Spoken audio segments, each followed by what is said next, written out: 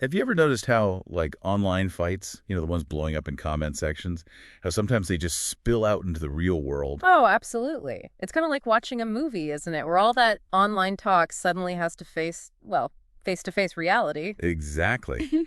And that's actually what we're diving into today, this really fascinating real-world encounter between Akademiks and T-Rell happened on vacation in Turks and Caicos. Right. Two big online Yeah. names. Now, we should be clear, we're mostly working off Akademiks' side of the story here from his YouTube video where he lays it all out. It's his perspective. Definitely his take on it. So our mission isn't really to say he's right or wrong, but more to use his story, his kind of fanfare, to unpack what happens when these digital worlds collide with the physical one, trying to sort the spin from maybe the underlying dynamics. Makes sense. Using it as a case study, basically. Yeah. So let's get into it. How did Akademiks even set the scene for this trip? Well, he paints this picture of, like, extreme luxury in Turks and Caicos, and he's very upfront about why. He says, and this is a quote, "I work hard as a motherfucker." Okay, so justifying the spend right away. Totally. He says that's why he dropped, get this, $80,000 on a private jet round trip and another $40,000 for the villa. Wow. That's serious money. Right. He literally said he did not work to just hop on United Economy. And he brought security, too, like 3 guys. Security on vacation? Yeah. He said the whole point of the 7-day trip was just to relax, enjoy himself before heading back to the same basement y'all keep talking about. That classic act line. He leans into that critique, doesn't he? He does. Oh, he also made this, like, specific point about preferring natural women. Said he dislikes BBLs, the surgeries. Right, Brazilian butt lifts. Yeah, and enhanced bodies. Yeah. Said they're only good for one night to fuck on. Pretty blunt. Okay, so beyond just him enjoying his money, what's the play here? What's fascinating is how this isn't just a vacation, right? It's like it's almost a strategic move in this ongoing online thing. What do you mean? Well, think about it. This level of spending, the private jet, the villa, the security, it's not just about personal comfort. It feels like he's using it as a weapon almost, a counterattack against anyone criticizing him. So like flexing his defense. Exactly. It's conspicuous consumption as a way to say, look, while you're talking trash online, this is my reality. It's about asserting dominance through lifestyle, not, through fists. It's a way to frame himself as above the fray, justifying his luxury because he works hard. That's interesting. Does that kind of thing, like showing off wealth, actually work to cool things down, or does it just make the other side angrier or raise the stakes? That's the gamble, isn't it? From his viewpoint, maybe it's meant to de-escalate by showing he's on another level, untouchable almost.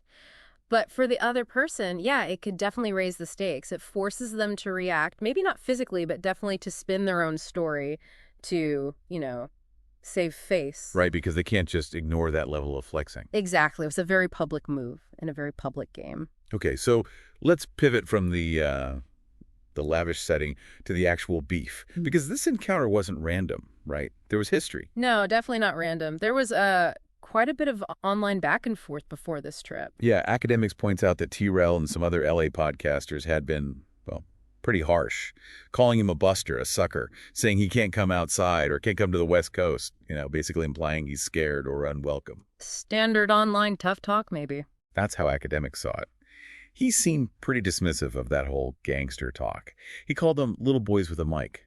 Said it was corny how they talked about violence, using terms like marked out, but without any, like, real action behind it. Right. The marked out thing, like being publicly shamed or attacked. Yeah. Hack called it cosplaying gangsterism, basically just plain pretend. His challenge was, look, battle with words, not empty threats. And this really highlights that disconnect we sometimes see, doesn't it, between the online persona, the content people create, and how things actually go down in the real world. Absolutely. How does that usually work? Well, online rewards often go to the loudest, the most extreme takes. People build these characters, these narratives, partly for their audience. And the audience eats it up, reacts, shares it, which kind of locks the creator into that role. So it's hard to step back from the performance. It can be, yeah. Especially when you finally meet face-to-face, that online bravado doesn't always translate into, actual real-world confrontation. There are real consequences offline. Okay, so this brings us to the club, the first face-to-face. This is where it gets really interesting, according to Akademiks. The moment of truth. Sort of. Kind of. So Axe says he's in the club, sees T-Rell with his girlfriend. And his read on T-Rell's reaction is pretty specific. He claims T-Rell just starts smiling, like ear to ear, all teeth, almost like the Joker. Okay, that's quite a description. Yeah, he basically paints T-Rell as turning into a fangirl, someone suddenly looking for clout or the spotlight now that they're in the same space. Interesting interpretation. So what did Ack do? He says he was, generous, told his security, let him in, into his section. Ack adds that he doesn't even think his security knew about the beef. So extending an olive branch, maybe? Or a power move? Well, Ack frames it as the latter. Yeah. Because right after this, he says he texted Adam 22.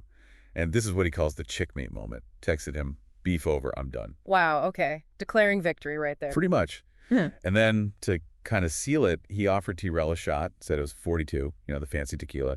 Don Julio, 1942. Yeah, that's not cheap. Right. And Ack makes sure to mention he had the biggest section, was ordering bottles every 20 minutes, reinforcing the status thing. Setting the stakes. Exactly. Then he describes T-Rell taking the shot, saying he was dancing more than the bitches, damn near twerking, and seemed parched. Ack even adds that T-Rell didn't offer his own wife the shot. Oof. That's quite the detailed observation. Very. This whole encounter, it really brings up that question, doesn't it? How do people react when the online war suddenly becomes a real-life situation? Yeah, what do you see happening there? Well, you see a clear power dynamic being played out, at least from Ack's telling. He feels he's asserting dominance, right? Yeah. But not physically. It's through status, controlling the environment, the interaction. Like offering the expensive shot from the bigger section? Exactly. And that whole description of T-Rell's reaction, Ack is essentially trying to little bro him, treating him like a lesser figure, maybe someone who's impressed or seeking approval. It's a tactic to win without fighting. Disarm the online threat in the real world. So it's not about winning a fight, it's about winning the social game, the optics. Absolutely. In this world, perception is often reality. Controlling the story, winning the optics, that's huge for their brand, for their audience, maybe more important than any physical outcome. Okay, but then things get complicated. Because there are two sides of this story, apparently. Almost always are, especially when content creators are involved. Right. So Akademiks lays out what he claims T-Rell told his audience later. And it sounds completely different. Let me guess. T-Rell didn't paint himself as a fangirl? Not exactly. Ack says T-Rell claimed he bullied the whole scene, walked up to Ack saying, "What's up, nigga?" And found Ack looking shocked. Okay, total opposite vibe. Totally. And apparently T-Rell also insulted the women Ack was with, calling them trash-ass white bitches. Ouch. Okay. And Ack says T-Rell claimed Akademiks said, "You a troll just like me." And the reason T-Rell took the shot, because Ack's section was supposedly stinky and the cups were dirty. Wow. So a completely different narrative to make Ack look bad and himself look dominant.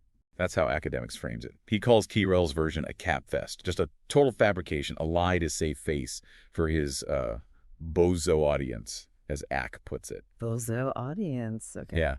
Ack also makes this weird observation about T-Rell only having one hand, seemingly referring to T-Rell having a disability and how that relates to his movement. Kind of a strange detail to include. Yeah. But Ack insists he recorded the interaction. Why? Because he says he knew he was going to come here, meaning go online and lie about what happened. Planning ahead for the narrative war.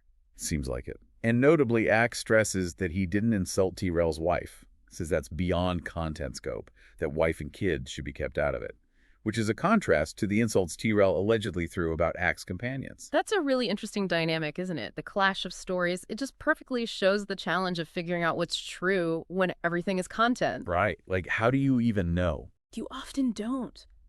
Narratives get spun to protect the brand, to please the audience, to save face.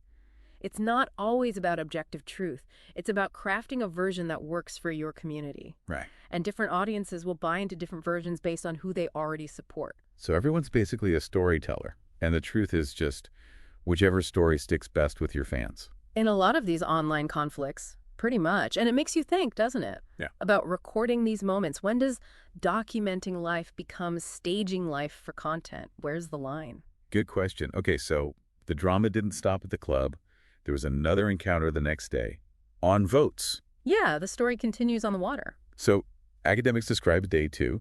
He says he booked the best boat on the island, calls it a Porsche 911 of boats, says it cost like a fortune for the day, more flexing, Keeping that theme going. definitely. And then, the punchline, he pulls up alongside T-Rell, who's on what Ak immediately calls a little brother boat. Oh, wow. The comparison is immediate. Right. Ak admits his first thought was that T-Rell must be scamming somehow to afford even that boat. He mentions Adam22 allegedly told him T-Rell only makes like $7,500 a month and splits it 3 ways. Bringing alleged financial details into it now. Yeah. But then, the twist. Paul Pierce, the basketball player, pops up on T-Rell's boat. Ah, okay. So it wasn't T-Rell's boat. Exactly. Ak says it became clear it was Paul Pierce's boat, which changes the context completely. It does. So T-Rell was a guest, not the host. Right. And Ak adds this final detail. He says Paul Pierce ended up jumping off the boat, lost his Cartier glasses, and because of that, T-Rell had to leave too, even if he wasn't ready, because, Ak says, it's not his fucking boat. Oof. Another little bro moment, kind of emphasizing who's really in charge, who has the real status. Seems like it. How does this second encounter fit into the overall dynamic? Well, it's fascinating because it just keeps reinforcing that power dynamic Ak is trying to establish. It's not just about the face-to-face talk anymore. It's about the material symbols of status. Ak positions himself as the one controlling the luxury, the experience. While T-Rell is shown as dependent on someone else, like Paul Pierce. Exactly. The fact it was Pierce's boat really undermines any attempt T-Rell might have made to seem like he was operating on the same level as Ak, at least in terms of vacation flexing.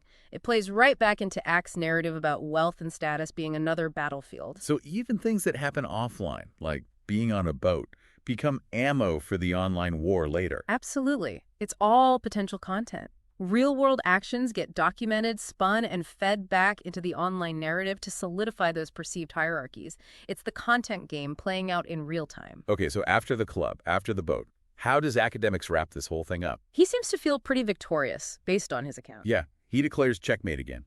He says that back on Figg, which is T-Rell's crew or audience, are now my sons. Pretty bold claim. Very bold, claiming dominance over the rival audience. He repeats his advice to the LA podcasters.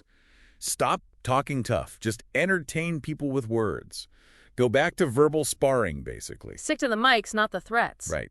And then he throws in a couple of final jabs at T-Rell, offers him another 1942 in Casul shot next time they meet.